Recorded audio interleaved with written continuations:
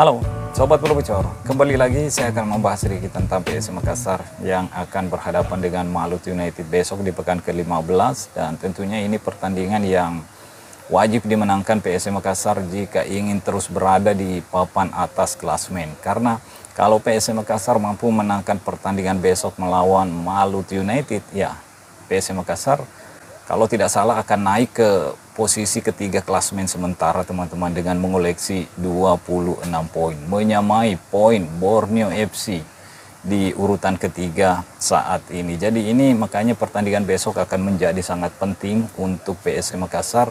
Apalagi di pertandingan-pertandingan sebelumnya cukup banyak mengalami hasil imbang. Jadi semoga pertandingan besok anak-anak asuh Coach Bernardo Tapares bisa kembali meraih 3 poin. Jangan sampai kalah pokoknya teman-teman. Karena kalau kalah atau imbang, posisi PSM Makassar tentunya terancam akan semakin merosok ke papan tengah atau posisi 7, 8, bisa sampai ke 10 teman-teman. Karena poin-poin yang ada di bawah PSM Makassar tidak begitu jauh jarak poinnya.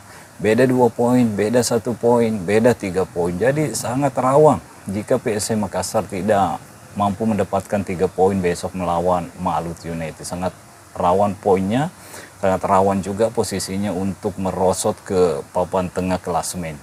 Jadi saya ingin mencoba memprediksi siapa-siapa pemain yang akan diturunkan oleh Coach Bernardo Tapares untuk pertandingan besok. Apalagi ada beberapa pemain yang tentunya dikhawatirkan tidak bisa turun di pertandingan besok. Jadi kita memulai di posisi penjaga gawang teman-teman. Kita tahu dua penjaga gawang andalan PSM Makassar ya mengalami cedera. Baik itu Hilmansyah, begitupun Reza Arya Pratama yang masih belum dalam performa terbaiknya, masih belum fit 100%.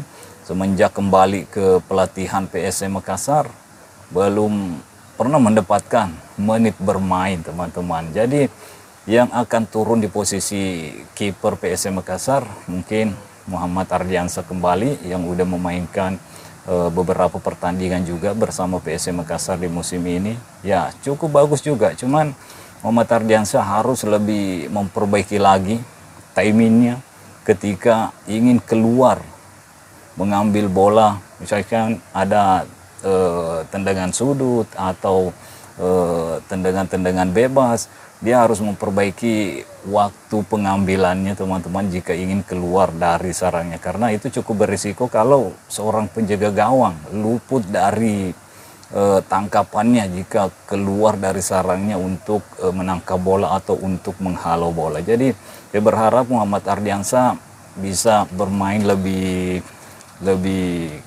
bagus lagi.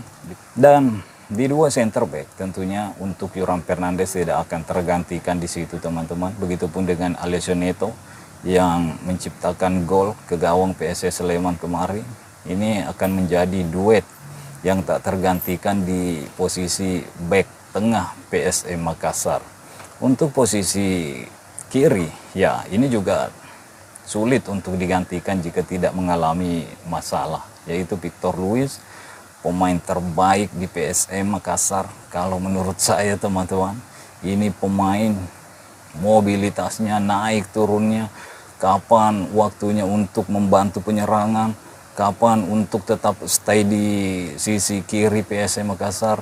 Ya ini cukup bagus menurut saya. Ini yang perlu dicontoh oleh pemain-pemain muda PSM Makassar. Kinerja dari Victor Luis di sisi kiri PSM Makassar. Untuk di sisi kanan ya tentunya di situ ada Sahrul Ransinari lagi teman-teman yang menurut saya akan dipercayakan oleh Coach Bernardo Tapares di situ.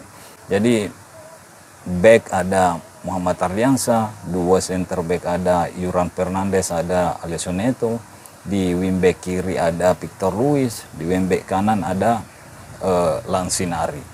Dan di lini tengah tentunya ada Akbar Tanjung yang akan menjadi gelandang bertahan PSM Makassar, dan ini pemain yang sangat penting juga di lini tengah PSM Makassar. sebagai penghubung dari back ke lini tengah dan lini depan PSM Makassar. Bukan hanya itu, Akbar Tanjung juga sebagai filter ketika ada serangan dari lawan sebelum masuk ke zona pertahanan PSM Makassar. Akbar Tanjung ya akan memfilter dulu serangan-serangan itu, sehingga ya terkadang kita melihat Akbar Tanjung melakukan pelanggaran-pelanggaran di lini tengah PSM Makassar, teman-teman, karena memang itu tujuannya kalau ada serangan yang sedikit berbahaya, ya tentunya Akbar Tanjung harus mengambil resiko menghentikan penyerangan lawan dan bisa saja berbuah kartu kuning atau pelanggaran, tapi ya itu tujuan dari Akbar Tanjung yang menjadi gelandang bertahan PSM Makassar. Dan dua gelandang yang ada di depan Akbar Tanjung tentunya akan diisi oleh Latirpal dan Daisuke Sakai. Tapi kalau Latirpal diragukan untuk turun, ya tentunya hanya Ananda Raihan dan Rashid Bakri yang tersisa di bangku cadangan. Dan bagi saya Ananda Raihan mungkin yang akan menjadi pilihan utama Coach Bernardo Tavares untuk menemani Daisuke Sakai di lini tengah. Jadi saya agak sedikit khawatir karena belum pernah saya lihat bekerja sama di lini tengah berdua bersama PSM Makassar.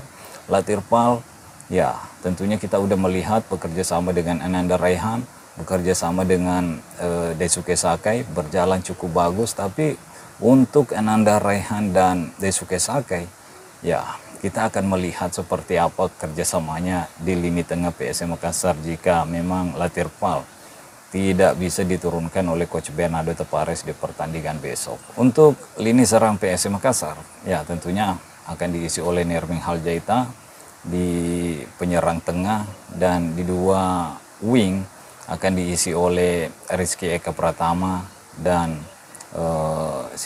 Ricky Pratama, teman-teman.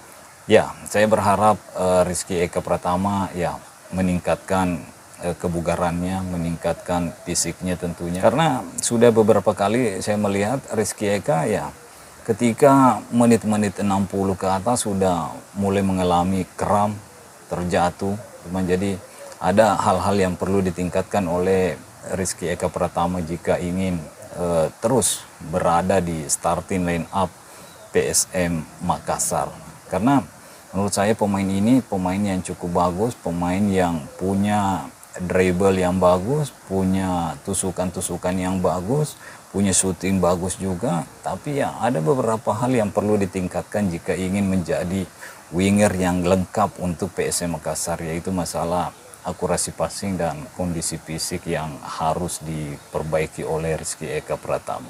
Begitupun dengan Ricky Pratama, ya tentunya harus lebih meningkatkan juga aksi-aksinya di sisi wing kanan PSM Makassar supaya bisa juga memberikan suplai-suplai bola yang bagus, yang akurat seperti yang biasa dilakukan oleh Rizky Eka Pratama. Dan dia akan bergantian tentunya bersama Lansinari untuk menyisir sisi kanan lawan di pertandingan besok ketika menghadapi Malut United. Jadi ya itu prediksi saya, teman-teman, yang akan menjadi pilihan utama PSM Makassar. Dan saya berharap tentunya pemain-pemain ini ya menjadi kunci kemenangan PSM Makassar di pertandingan besok dan bisa membawa pulang 3 poin penting dari kandang Malut United. Oke, mungkin sampai di sini dulu. Stay healthy, no baper-baper. Bye-bye.